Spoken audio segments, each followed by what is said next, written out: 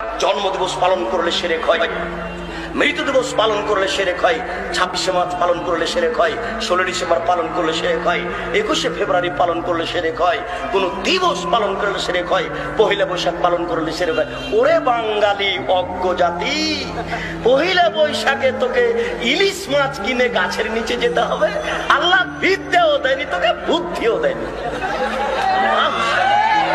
আশ্চর্য বাঙালি। শুনুন, মুহাম্মদ সাল্লাল্লাহু আলাইহি সাল্লাম মক্কা থেকে মদিনায় আসলেন।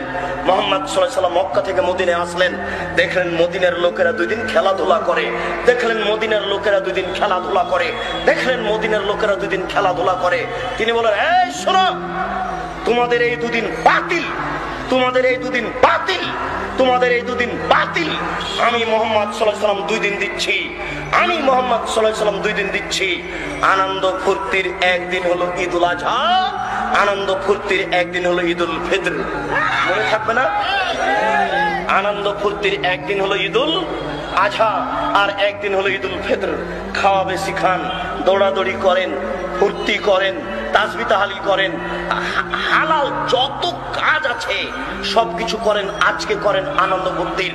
নবী যদি বলতেন, এই মদিনার ছেলেরা শোনো, তোমাদের ছিল 2 দিন, আমি দিলাম 2 দিন। এই মদিনার ছেলেরা শোনো, তোমার